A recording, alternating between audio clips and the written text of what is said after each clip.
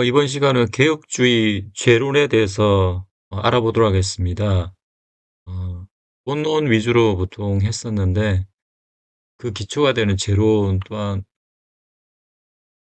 짚고 넘어갈 필요가 있기 때문입니다. 개혁주의 재론의 근원적인 문제, 숨만 쉬어도 죄인가? 존재론적 죄론은 인간 존재 자체를 죄로 만드는가? 개혁주의는 존재론적 죄론으로 많이 인식이 되고 있는데요. 어떤 부분에서 문제가 있는지 살펴보도록 하겠습니다. 우선 어 개혁주의 공식 문서의 죄 정의 요약, 그리고 개혁주의 재론의 공통구조, 개혁주의 재론의 핵심 비판, 그리고 결론적 기결, 대안에 대해서 이거 알아보도록 하겠습니다. 우선 개혁주의 공식 문서 죄 정의를 요약해보면 웨스트민스터 대요리, 소유리 문답, 신앙고백서, 하이델베르크, 벨직, 도르트 신조 등등이 장로교의 기본이 됩니다. 웨스트민스터 소유리 문답하고 대요리 문답 13문, 24문을 보면 거의 비슷한 내용입니다. 죄는 하나님의 법에 일치하지 못하거나 그것을 범하는 것이다.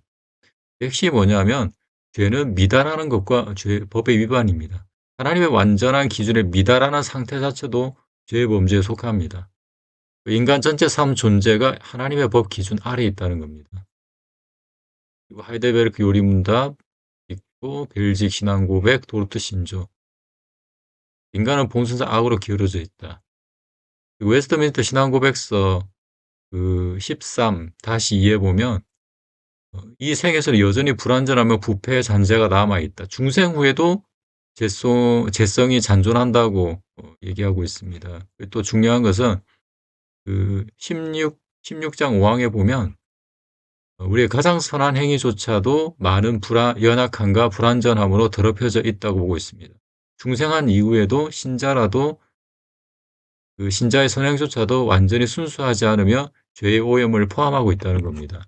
하나님의 완전함에는 신자라도 불완전하다는 뜻입니다.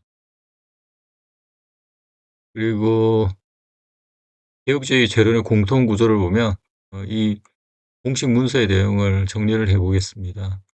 우선 죄라는 것은 하나님의 법에 대한 미달 플러스 위반입니다. 죄는 행동뿐만이 아니라 상태, 성향, 본성까지 다 포함됩니다. 그리고 원죄는 인간 전체 존재의 부패고, 중생한 이후에도 구원받은 이후에도 죄성은 남아있습니다. 그리고 남아있는 죄성 자체도 여전히 죄의 범죄에 속합니다. 그래서 신자는 어렵다함을 받았지만, 칭의를 받았지만 여전히 죄를 지닌 죄인의 구조입니다. 그리고 믿는 자에게 있어서 구원받은 자에게 성화는 실제 변화이긴 하지만 현세에서는 완전하지 않습니다. 그러므로 신자는 죽을 때까지 죄성과 계속 싸우는 존재로 이해가 됩니다. 이 구제에서 매우 중요한 점이 있는데, 개혁주의는 단순히 죄의 영향이 남아있다 정도로 말하는 것이 아니라 남아있는 그 죄성 자체를 여전히 죄로 본다는 점이 핵심입니다. 이렇게 되면 죄가 단순한 행위나 관계 문제가 아니라 인간 존재 자체와 동일시되는 결과가 생깁니다. 그래서 개혁주의는 중생 후에도 완전한 사랑의 결핍, 하나님 기준의 완전한 사랑의 결핍, 내적 왜곡, 자기 중심성의 잔재, 하나님 기준을 미달한 상태 등 계속 죄의 범주로 이해됩니다. 그래서 믿는 자, 구원받은 자라고 할지라도 의인이면서 동시에 죄인인 상태로 봅니다. 그래서 비판을 해보자면 개혁주의 죄의 핵심 비판 1. 죄를 존재론화한다. 이게 문제입니다. 존재 자체와 죄를 결합시켰습니다. 개혁주의는 죄를 단순한 반역 행위만 아니라 존재 전체 상태, 본성 자체 오염으로 강하게 확장합니다. 그래서 인간으로서 피조물로서 유한성과 도덕적 죄책을 지나치게 결합시킵니다. 피조물이기 때문에 당연히 유한성이 있겠죠. 그 유한성을 죄책으로 결합시켰다. 유한성과 죄책의 혼합. 인간이 피조물이기 때문에 제한적이라는 것과 하나님을 반역하는 죄는 구분되어야 합니다. 문제가 생기는데요. 숨쉬는 모든 순간이 죄입니다. 인간은 회개하는 순간조차도 완전하지 않기 때문에 다시 죄 상태에 놓습니다. 회개하지만 그 회개가 하나님 기준에서 완전하겠습니까? 완전하지 않죠. 물론 법정적 상태는 용서 상태지만 실제 상태는 매 순간 의도치 않게 무한히 항상 죄를 짓습니다. 하나님 기준에 대한 지속적 미다 상태가 곧 죄라면 인간 존재의 모든 순간은 사실상 죄의 범주를 완전히 벗어나기가 어렵게 됩니다. 예를 들자 마주보고 있는 두 거울이 있습니다. 그 안을 보면 무한하게 서로 반사합니다. 내가 지은 죄에 대해서 회개했는데 그 회개가 불완전하기 때문에 그 회개를 또 회개해야 되고 그 회개의 회개를 또 회개해야 되고 회개를 또 회개해야 돼. 무한히 회개해도 마지막 완전한 회개가 이르지조차도 못합니다. 두 번째, 모든 불완전성을 죄로 만듭니다. 무지 연약함까지 재화시킵니다. 개혁주의가 무지, 연약함, 감정 흔들림, 실수, 미성숙까지 죄 범주로 너무 넓게 넣습니다. 그 죄와 연약함의 경계가 붕괴됩니다. 그 결과 경계가 흐려집니다. 선한 의도조차도 한 행동도 완전하지 않다는 이유로 죄가 되고 인간의 모든 행위는 항상 죄성을 포함한 것으로 해석됩니다. 구원받은 자들조차도 그렇습니다. 인간은 실제로 죄를 짓지 않은 상태에 도달할 수 없게 됩니다. 그림을 보면 어린아이가 부족하죠? 근데 엄마에게 사랑을 고백합니다. 선행을 합니다. 근데 하나님 기준에 미달이기 때문에 이것 또한 죄가 됩니다. 표현도 불완전하기 때문에 죄가 되고 동기도 완전히 순수하지 않다. 죄가 되고 완벽하지 않아 동기가 순수하지 않아 사랑의 표현이 부족 다 죄가 됩니다. 과연 이것이 올바른 죄인가? 아이의 사랑조차도 죄로 규정되는 구조가 됩니다. 세 번째, 성화의 실제성을 약화시킨다. 실제 변화보다 법정 선언을 강조합니다. 신약에 있는 거룩하라는 명령, 죄를 버리고 또 새 사람이 되고 하나님을 사랑하라는 명령이 실제 변화라기보다는 이루어질 수 없기 때문에 법정적 선언 위주로 축소될 위험을 가집니다. 실제는 이렇게 결코 할 수 없다는 거죠. 완전한 사랑의 불가능성. 교육주의가 결국 성도도 끝까지 완전히 죄인이다. 믿어도 구원받아도 죄인이다. 성도의 모든 행위는 죄로 오염되어 있다. 어떤 선한 행위도 죄로 오염되어 있다. 성도의 완전한 사랑은 불가능하다. 이렇게 흐른다고 봅니다. 물론 개혁주의는 겉으로는 성화 실제 변화를 말을 하긴 하지만 죄성 자체를 계속 죄의 범죄로 유지하는 구조 때문에 실제 성화보다 지속적 죄 자각 구조가 더 강해질 위험을 가진다고 웨슬리는 비판합니다. 네 번째, 사랑보다 법정 중심 구조입니다. 관계 사랑보다 죄책이나 정죄 중심입니다. 웨슬리는 하나님과의 관계, 사랑, 방향성, 인격적 순종을 죄론 중심에 두는 반면 개혁주의는 죄책, 정죄, 법정 상태를 더 중심에 둔다고 비판합니다. 사랑의 관계성이 사실 법정에는 없죠. 그리고 다섯 번째, 인간 책임 약화 문제. 실제 가능성 없는 명령 문제. 실제 이루어지지도 않은 것을 명령했다 이거죠. 그래서 회계 순종 명령이 왜 불필요하고 의미 없게 됩니다. 만약 인간이 참선이 불가능하고 모든 동기가 오염되어 있고 완전히 무능하다면 성경의 회계 명령, 순종 명령, 경고 본문은 실제 책임이 무의미해집니다. 가상의 명령합니다. 이루어질 수도 없는 일을 명령한 것이 되고 맙니다. 성경을 거짓으로 만들게 되는 그런 결과가 됩니다.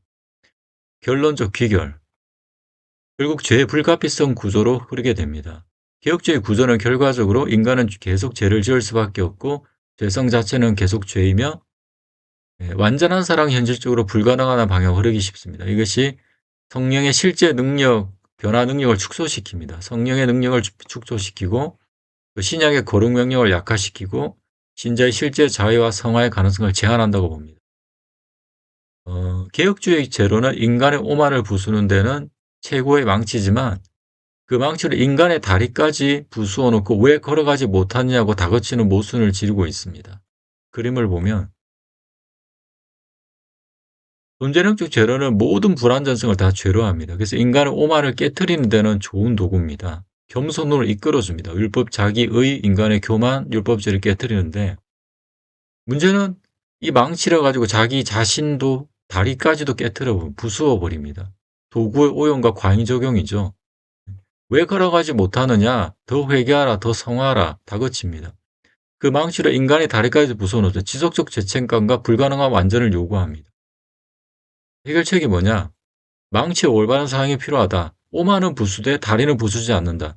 은혜 안에서 회복과 성장이 가능하다고 도와야 됩니다.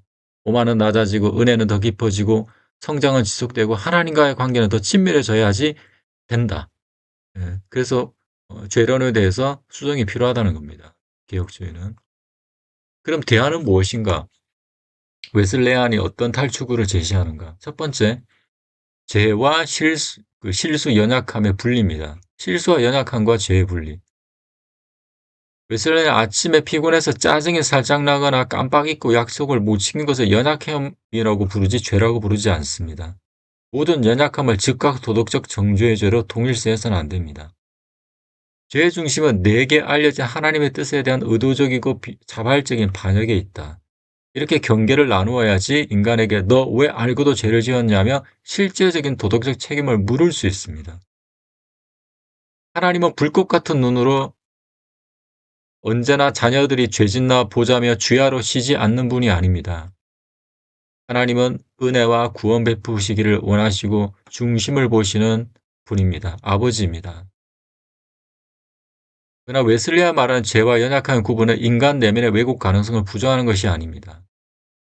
인간 내면의 왜곡성이 있습니다. 자신은 선하다고 했지만 내면에서는 왜곡될 수 있습니다. 인간은 자기 죄를 충분히 보지 못할 수 있으며 따라서 신자는 지속적으로 하나님께 숨은 죄를 비추어 달라는 태도와 자세를 구해야 합니다.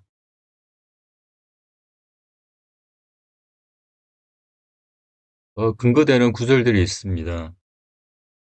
물론 웨스레아 역시 인간 안에 숨은 자기 중심성과 왜곡 가능성이 남아있음을 인정합니다. 그러나 하나님 기계적 무결점보다 하나님을 향해 열린 사랑과 순종의 방향성을 보신다고 봅니다. 다만 그러한 숨은 왜곡 가능성을 이유로 인간 존재 전체를 지속적 죄책 상태와 동일시하지는 않습니다. 두 번째, 존재의 완전이 아닌 사랑의 온전. 개혁주의가 인간의 동기는 100% 순수할 수 없어라며 절망할 때 웨슬리아는 동기의 순수함은 기계적 무오염, 0% 오염이 아니라 하나님을 향한 방향성의 온전한 100%의 지향이라고 반박합니다. 어린아이가 서툴게 그린 부모의 초상화가 비록 미적 기준, 법에는 한참 미달하지만 부모를 향한 사랑, 관계에서는 완전한 것처럼 말입니다. 그림을 보면 어린아이가 그렸는데 부모를 향한 사랑으로 그렸죠. 근데 너무 미숙합니다.